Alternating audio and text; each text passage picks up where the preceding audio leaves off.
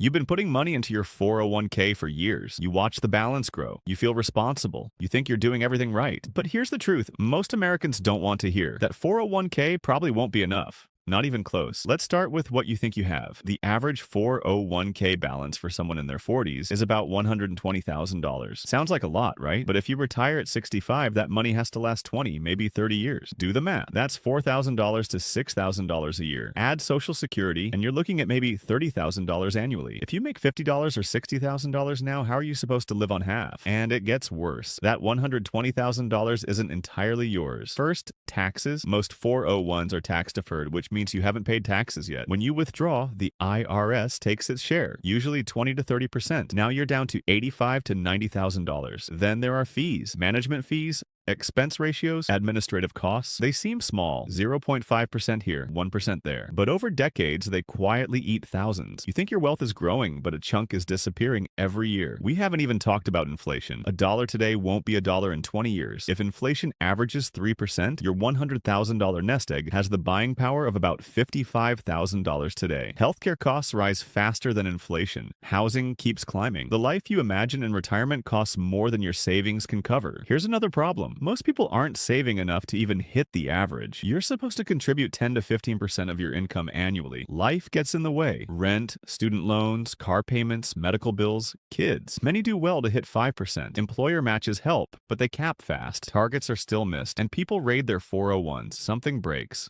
Someone gets sick. You take a loan thinking you'll pay it back, but penalties and lost compound growth hurt. That 20-year runway you imagined just got shorter. Take Sarah, 42. She's been contributing 6% to her 401k since she was 28. Employer matches 3%. She has $90,000 saved. Sounds okay, but she also has $30,000 in student loans, $15,000 in credit card debt, and helps her parents with bills. 3 years ago, she pulled $10,000 for a car replacement. Sarah wants to retire at 65, 23 more years to save. If she keeps contributing the same and the market averages 7% returns, she'll have maybe $400,000 by retirement. After taxes, closer to $300,000. Adjusted for inflation, that's like $160,000 today. Spread over 20 years, that's $8,000 a year. Add Social Security, maybe $18,000. Total $26,000 annually. Rent alone, $18,000 a year. Sarah isn't irresponsible. She's following the rules.